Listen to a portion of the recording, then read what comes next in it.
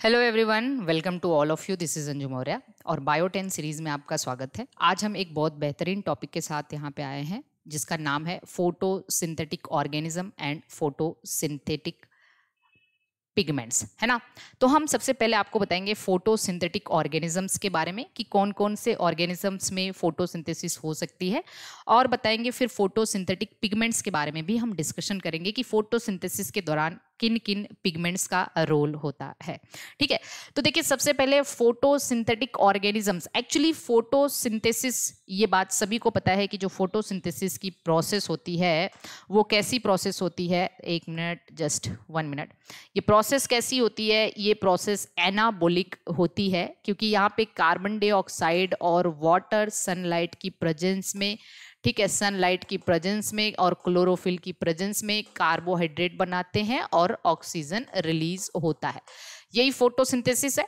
Photosynthesis में होता क्या है? तो हम कह सकते हैं कि जो छोटे छोटे मॉलिक्यूल्स, देखो छोटे छोटे मॉलिक्यूल्स मिलके जब बड़ा मॉलिक्यूल बना रहे हैं तो इस प्रोसेस को हम एनाबोलिक प्रोसेस के नाम से जानते हैं। क्या जानते हैं? Anabolic process.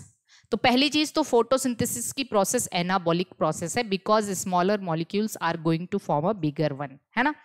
दूसरी प्रोसेस ये है कि यहाँ पे देखो कार्बन डाइऑक्साइड का रिडक्शन हो रहा होता है कार्बोहाइड्रेट में और वाटर का ऑक्सीडेशन हो रहा होता है ऑक्सीजन में। तो कुल मिला के ये ऑक्सीडेशन रिडक्शन रिएक्शन है। ऑक्सीडेशन रिडक्शन रिएक्शन को हम लोग रिडॉक्स रिएक्शन के नाम से भी जानते हैं। ठीक है, तो ये रिडॉक्स रिएक्शन भी है। और रेडिएंट एनर्जी या सोलर एनर्जी केमिकल एनर्जी में चेंज हो रहा है। ठीक है, तो यहाँ पे क्या है? ये एक तरीके का क्या है? फिजियोकेमिकल प्रोसेस भी है। फिजियोकेमिकल प्रोसेस भी है ना। Radiant energy is going to change into chemical energy. ये एक फिजियोकेमिकल प्रोसेस है और एनर्जी की जरूरत है इसमें। तो कुल मिला के ये एंडोथर्मिक रिएक्शन भी है ना, एंडोथर्मिक प्रोसेस।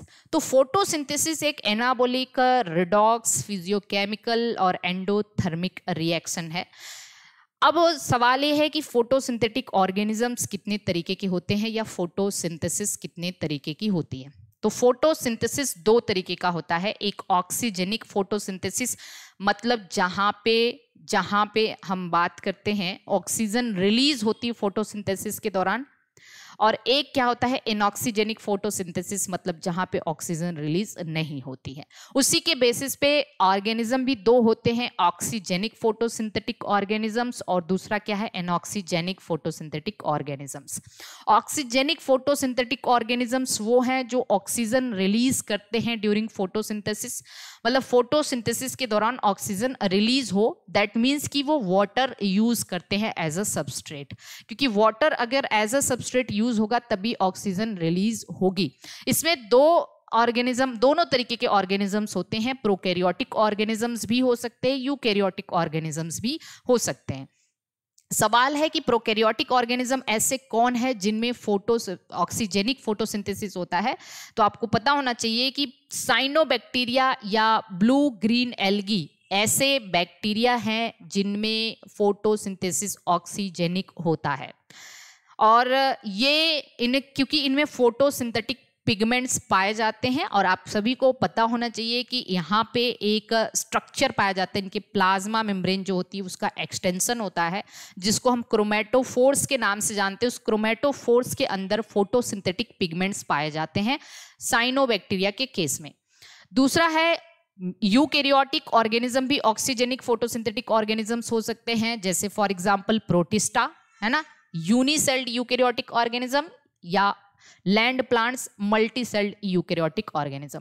प्रोटिस्टा क्या होते हैं? ऑल यूनिसेलुलर यूकैरियोटिक ऑर्गेनिजम्स को प्रोटिस्टा के नाम से जाना जाता है। जितने भी यूनिसेलुलर यूकैरियोटिक ऑर्गेनिजम्स हैं उनको हम प्रोटिस्टा कहते हैं।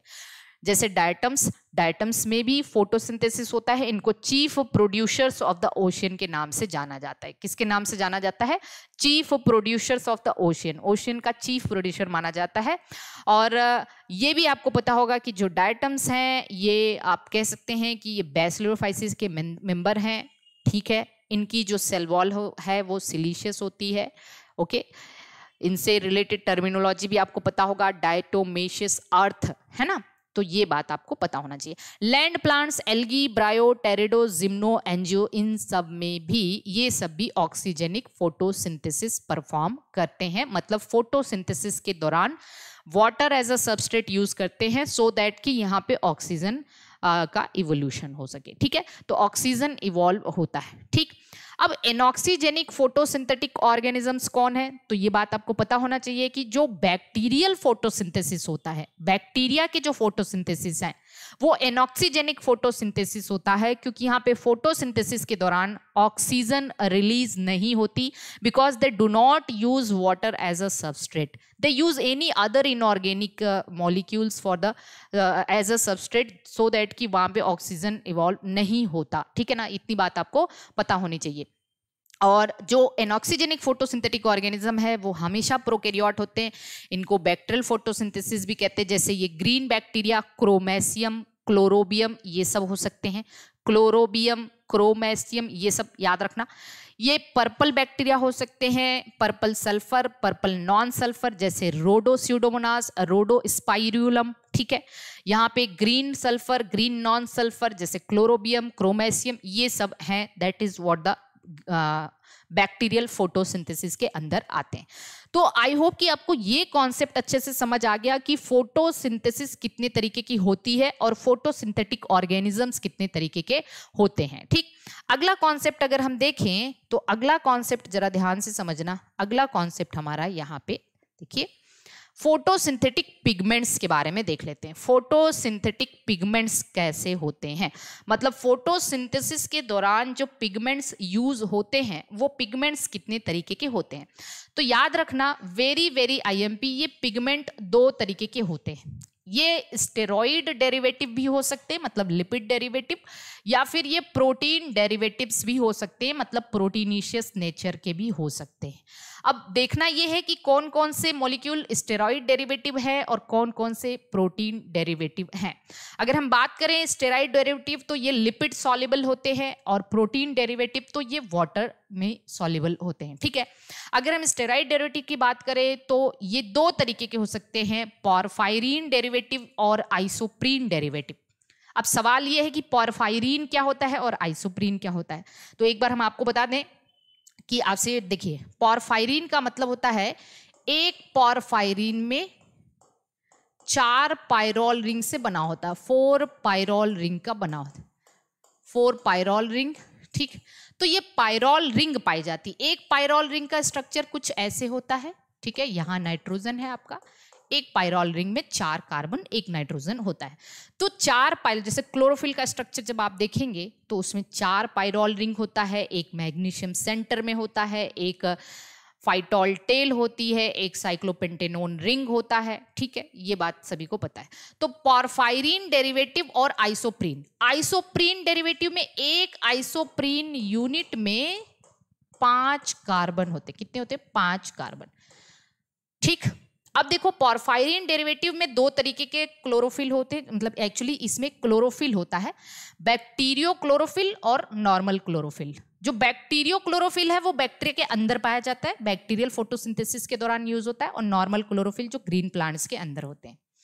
अब देखो, बैक्टीरियो क्लोरोफिल जो जिसको हम BCl से डिनोट कर सकते हैं, ये एब्जॉर्ब करता है हमेशा IR रेडिएशंस की वेवलेंथ। 890 नैनोमीटर की वेवलेंथ हमेशा इंफ्रारेड रेडिएशंस को एब्जॉर्ब करता है फोटोसिंथेसिस के दौरान।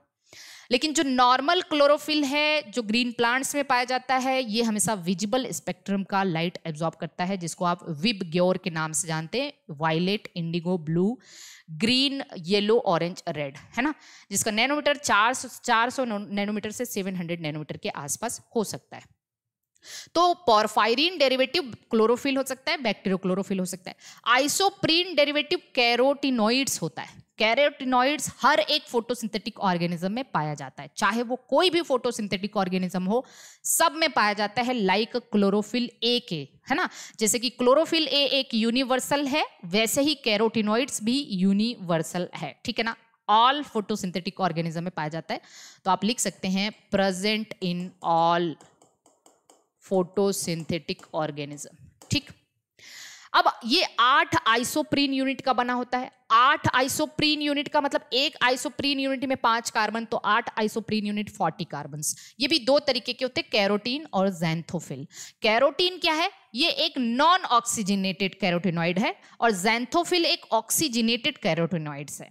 इसमें नॉन ऑक्सीजन ऑक्सीजन नहीं होगा तो कार्बन 40, क्योंकि 8 आइसोप्रीन यूनिट है, 5 कार्बन होता है एक में, तो 40 कार्बन और हाइड्रोजन 56 है। जब कोई भी कंपाउंड कार्बन और हाइड्रोजन से मिलकर बना होता है तो उसको हम हाइड्रोकार्बन के नाम से जानते हैं, इसलिए इसको हमने नॉन ऑक्सीजनेटेड हाइड्रोकार्बन कहा, C40H56।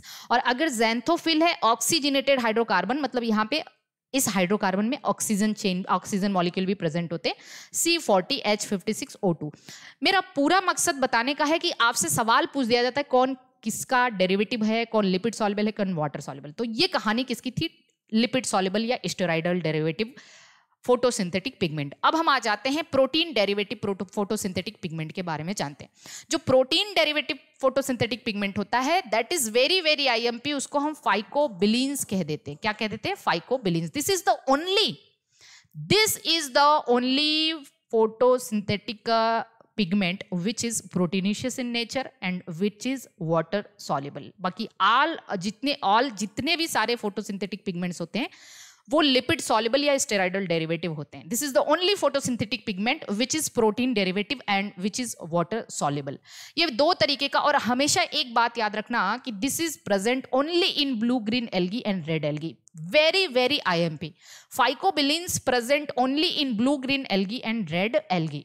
ये 3 तरीके का हो सकता है, फाइकोसियानिन जो ब्लू कलर के होते हैं, फाइकोइरिथ्रिन जो रेड कलर के होते हैं, एल्लो फाइकोसियानिन एक और होता है। अब ये समझना कि ब्लू ग्रीन एल्गी में जो फाइकोसियानिन ज्यादा होता है, फाइकोइरिथ्रिन कम होता है। जबकि रेड एल्गी में, क्योंकि ब्लू ग्रीन एल्गी को साइनोबैक्टीरिया कहते हैं, रेड एल्गी में फाइकोइरिथ्रिन ज्यादा होता है और फाइकोसियानिन कम होता है। ठीक, जो फाइकोबिलीन्स ब्लू ग्रीन एल्गी में होता है उसको हम सी से डिनोट करते हैं, सी फॉर साइनोफाइसी, और जो रेड एल्गी में होता है उसको हम आर से डिनोट करते हैं, आर फॉर रोडोफाइसी। तो ब्लू ग्रीन एल्गी में सी फाइकोसियानिन ज्यादा एज कंपेयर टू सी फाइकोइरिथ्रिन, क्योंकि सी से इसको डिनोट करेंगे, फाइकोसियानिन ज्यादा, फाइकोइरिथ्रिन कम। जबकि रेड एल्गी में आर फाइकोसियानिन ज्यादा और आर फाइकोइरिथ्रिन ज्यादा as compare to R phycocyanin. तो this is all about the photosynthetic pigments. और आपको बता दें ये ब्लू ग्रीन और रेड एल्गी में इस पिगमेंट वेरिएशंस की वजह से ही they can absorb larger range of wavelength, जिसको हम क्या कहते हैं? क्रोमैटिक एडाप्टेशन के नाम से जानते हैं या गेडुकॉफ फिनोमेना के नाम से जानते हैं। उसका यही रीजन है, इसको हम गेडुकॉफ फिनोमेना के नाम से भी जानते हैं। गेडुकॉफ फिनोमेना आपसे पूछ दिया जाता है, या फिर इसी को क्रोमैटिक अडाप्टेशन के नाम से जानते हैं। आपसे कभी पूछ दिया जाता है भाई गेडुकॉफ फिनोमेना या फिर क्रोमैटिक एडाप्टेशन क्या है, तो आप बताओगे ये ब्लू ग्रीन एल्गी में और रेड एल्गी में देखने को मिलता है। आई होप कि आपको ये वीडियो बहुत बेनिफिशियल लगा होगा और इस तरीके से आपके कॉन्सेप्ट बहुत अच्छे से बूस्ट होंगे। मेरी यही पूरी कोशिश है कि आप अपने कॉन्सेप्ट को बहुत अच्छा रखिए बस। ठीक है, चलिए, ऑल द बेस्ट।